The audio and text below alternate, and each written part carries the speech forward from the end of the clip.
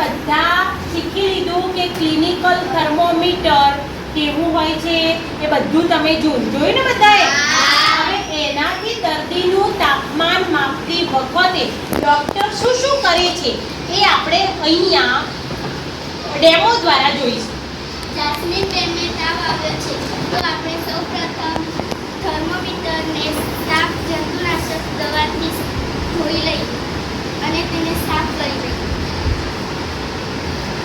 હવે તેને ઉપરના ભાગેથી પકડીને હળવે ઝટકો મારીએ.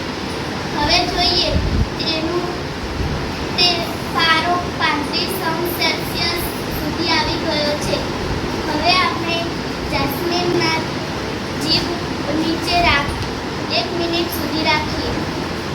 પકડી રાખો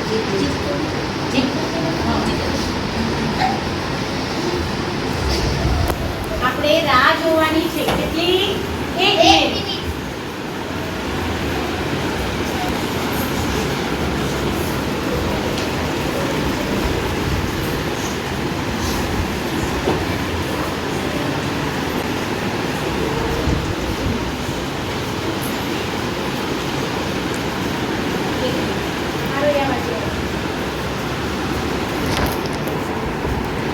હવે આપણે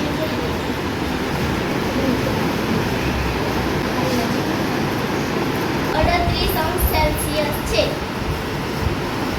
વધુ ફરી આ થર્મોમીટર હાથમાં લઈને જોયું ને? કેવું હોય છે, એના ઉપર કેટલા માપક્રમ હોય છે, સેલ્સિયસમાં પણ હોય છે, ફેરનહીટમાં પણ હોય છે. પણ ડોક્ટર જ્યારે થર્મોમીટરનો ઉપયોગ કરતા હોય ત્યારે શું કરતા હોય? તો ચાલો એક દર્દી આપણી પાસે પણ આપણે આજે ડેમો કરવાનો છે. તો અહીંયા જાસ્મીન બેન દર્દી બન્યા છે. તો આ રીતે ડોક્ટરે પહેલા તો ઊંઘાડી દીધા છે. પણ આ થર્મોમીટર વાપરતા પહેલા સૌથી પહેલા ડોક્ટર શું કરશે ભાઈ? અને જંતુનાશક પ્રવાહીમાં સાફ કરશે. બરાબર? સાફ થઈ ગયા પછી એને ઉપરના ભાગથી પકડશે અને હળવા હાથથી ઝાટકો આપશે. કેમ ઝાટકો આપવાનો? તો પેલો જે પારો છે ને એ 35°C થી નીચે હોવો જોઈએ.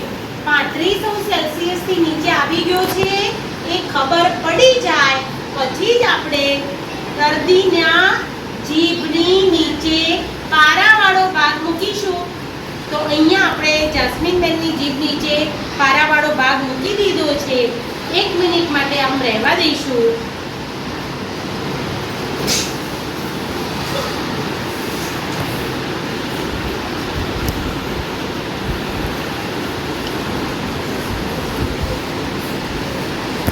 પછી આપણે એને બહાર કાઢીશું અને હવે જોઈએ ભાઈ પારો કેટલો ચડી ગયો છે ઉપર. તો હવે આપણે જોઈએ છે ત્યારે પારાનો દ્રષ્ટિને આમ સમાંતર રાખી અને એના ઉપરનો આંક વાંચીશું. તો આ રીતે ડોક્ટર થર્મોમીટરનો ઉપયોગ કરતા હોય છે.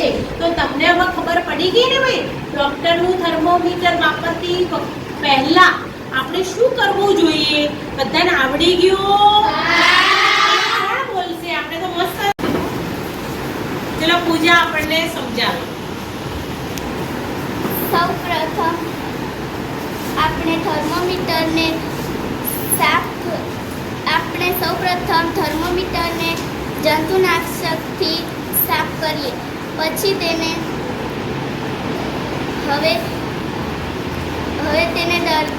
હવે તેને 35°થી નીચે આવે એટલો હળવે ઝાટકો મારીએ. હવે તેને દર્દીની જીભની નીચે રાખો. 1 મિનિટ રાહ જુઓ. હવે તેને બહાર કાઢે. હવે તાપમાનનું માપન કરી લો. ચલો બીજું 35°થી નીચે આવે ત્યાં સુધી હળવો ઝાટકો આપો. હવે થર્મોમીટરના બલ્બના છેડાને લઈ જીભની નીચે રાખો. હવે 1 મિનિટ સુધી રહેવા દો. હવે બહાર કાઢો અને દ્રષ્ટિની સમાંતર વાંચન કરી લો. બરાબર.